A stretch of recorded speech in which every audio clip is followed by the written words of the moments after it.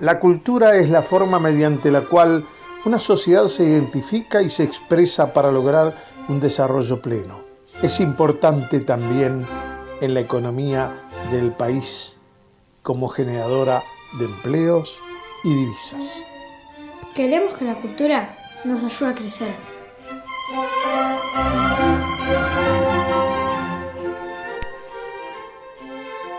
Y en el siguiente tramo vamos a ir hacia una experiencia que tiene como inspiración algo de por acá,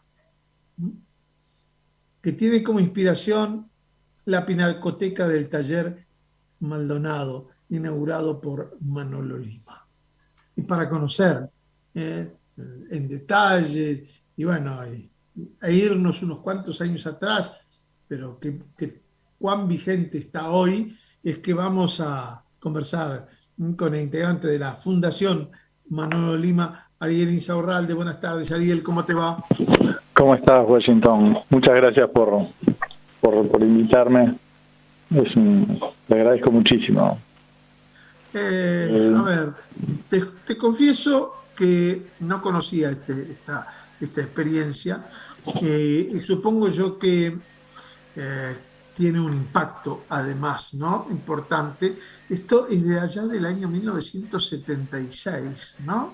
Y hay toda una historia atrás de esto que me gustaría recorrer contigo, porque, a ver, que en Ginebra, ¿no?, hayan tomado como inspiración un proyecto del Taller Maldonado, me llama mucho la atención y además me llena de orgullo también, ¿no? De que ocurran estas cosas.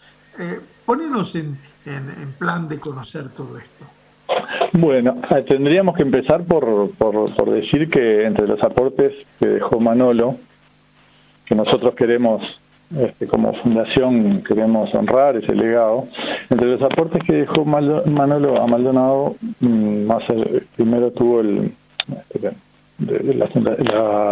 Taller Maldonado. Con él creó, con los alumnos del Taller Maldonado, creó esta pinacoteca, ese proyecto de préstamo de obras de arte. Y también habíamos hablado en otro momento del taller de cerámica que se hizo en el fondo, esa UTU que Manolo creó. Pero hoy nos vamos a detener sobre ese proyecto que él llamó Pinacoteca del Taller Maldonado, también conocida como Pinacoteca de Pinares. Ese proyecto, Manolo, que siempre buscó alternativas para la gente que no podía necesariamente comprar obras de arte, pensó en un sistema de préstamo que, si bien hay en el mundo otras experiencias en lugares muy por lo que estoy investigando, ¿no? En el norte de Europa. En el año 1976, cuando Manolo piensa en ese proyecto, no hay precedentes en los alrededores, en nuestra región, ni tampoco hasta el día de hoy encontramos precedentes en América Latina. Para mí es un honor haber llevado este proyecto, inspirado por Manolo y sus alumnos, a Suiza, donde en medio el deseo era de un intercambio cultural, funciona desde el 1992 la primera biblioteca de obras de arte de Suiza. Si ustedes googlean por Pinacothèque de Soviv, van a encontrar más datos y algunos artículos de prensa sobre este proyecto. Como decía, estaba inspirado en ese trabajo, en ese proyecto que Manolo con sus alumnos propone a los habitantes del barrio de Pinares, aquí en medio de lo que eran los montes, donde para llegar no era fácil. Muchos de sus alumnos recuerdan esos días de tormenta donde no era fácil irse ni llegar, pero estar acá era muy grato. Y Manolo piensa en ese sistema donde propone a la gente de los alrededores llevarse una obra de pagando una cuota módica, donde el interés no es venderlo, sino que la gente pueda tener en su casa una obra. Era una alternativa al mercado del arte, y la cuota era módica, una suma con la que al pagarla uno podía comprar, y al final podía comprarla, pero si no, simplemente tenerla en su casa y cambiarla cada tanto. Algunos de sus alumnos tienen versiones de primera mano, y bueno, algún día tendremos la oportunidad de hacerlos hablar aquí. Pero mientras tanto, les cuento que ese proyecto duró, según lo que estamos investigando, ¿no?, entre un año, un poco más. No hay que olvidarse que, quizás 2, pero no hay que olvidarse que estamos hablando de un artista plástico y sus alumnos que tienen que luchar también contra una serie de problemas administrativos, la gestión de esas fichas, de esas obras, de gente que tenía que cobrar, o sea, bueno, toda una serie de problemas administrativos que, bueno, iremos viendo más adelante cómo, o sea, a medida que hayan más datos tendremos más información como para brindarles. Mientras tanto, ese proyecto que funcionó y que fue pionero en esta región, recién en el 1900,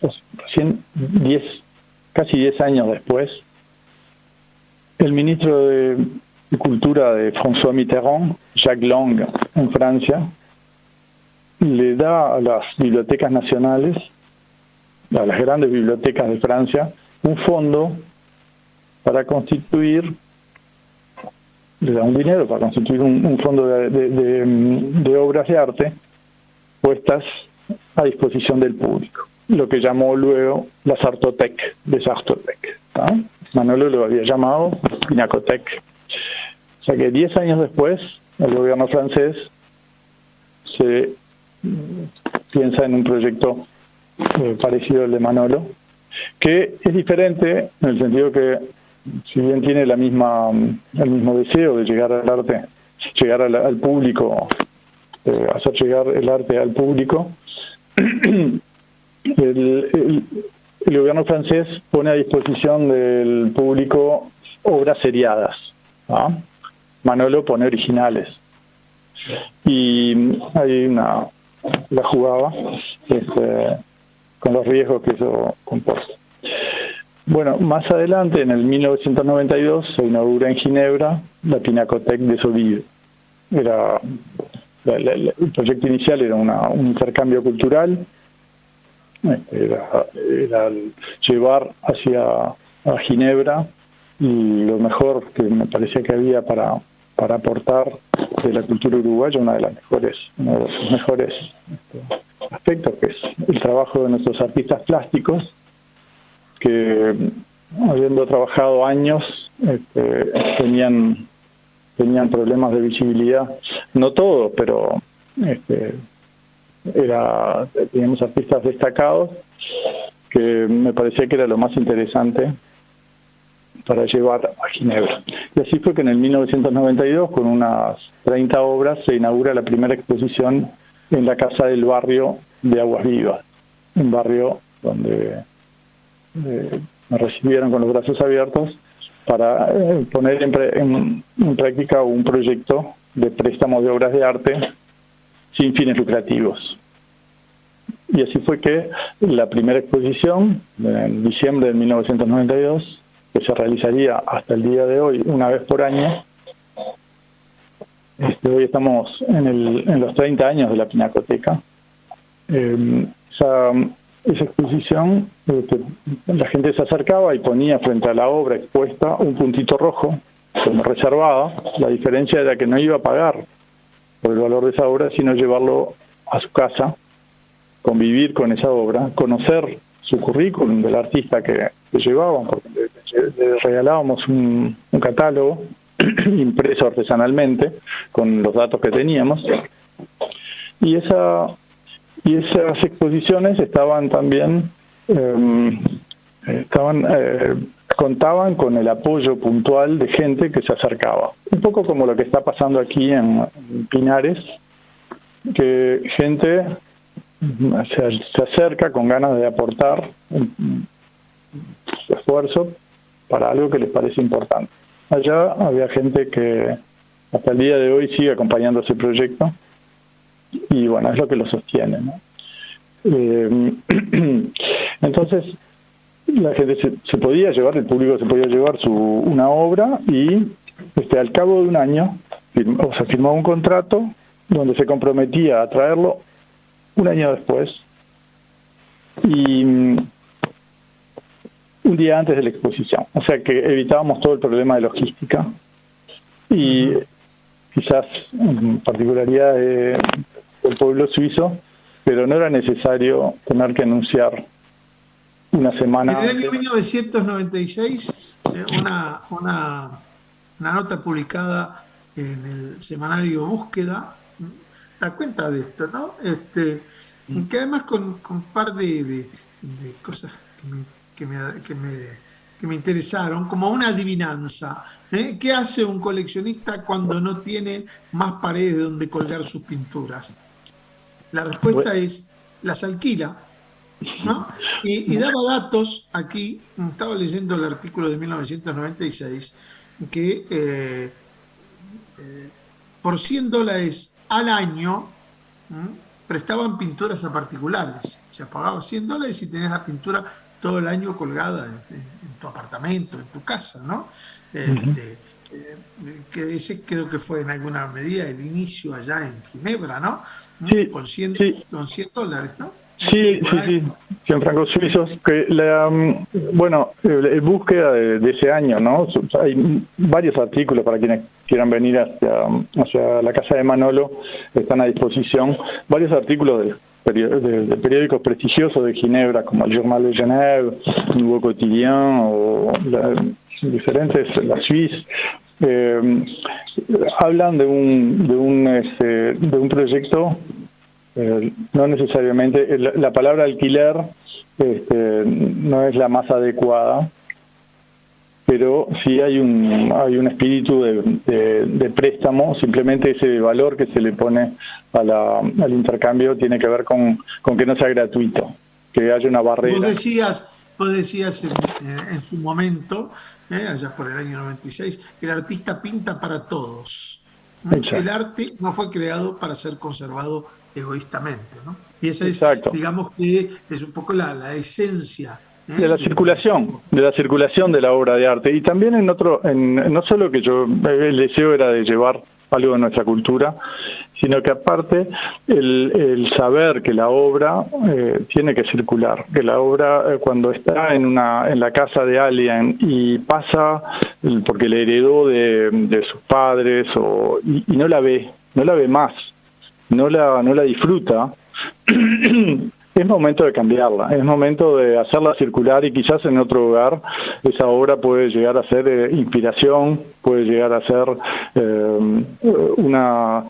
puede llegar a tener un valor para el que la recibe y la ve por primera vez, un valor mucho mayor. Me parece que la obra está hecha no para estar escondida en un cofre, sino para seguir para que el público pueda disfrutar. Entonces, bueno, en ese espíritu, la persona que venía, el público, podía llevarse una obra, cambiarla durante el año y seguir conociendo el trabajo de otros artistas. Bien, Ariel, esto es una muestra más de las cosas que pueden motivar a ir a visitar País de Pinares, la casa donde está la Fundación Manolo Lima, porque ahí, además de esto, que acabamos simplemente de resumir en unos minutitos, hay mucho otro material muy interesante para descubrir sobre Manolo Lima y te agradecemos que nos lo vayas acercando todos los martes. Muchísimas gracias, Washington. Te agradezco por este tiempo y la verdad es un gusto. Manolo Lima es alguien que tiene mucho todavía para ofrecer en esta casa de Pinares. Dejó un legado que es único, una casa dibujada y construida por él con sus obras. O sea, es algo muy raro y que tenemos que cuidar. Así que en la medida que lo conozcamos, que lo vengamos a ver y a conocer, lo vamos a proteger entre todos. Ariel Insaurralde, gracias por el aporte como siempre, y bueno, y por invitarnos con estas anécdotas, con estas vivencias, invitarnos a todos a ir a la casa País de Pinares, la casa de Manolo Lima, la casa de la Fundación Manolo Lima. Un abrazo como siempre. Muchas gracias, un abrazo para todos.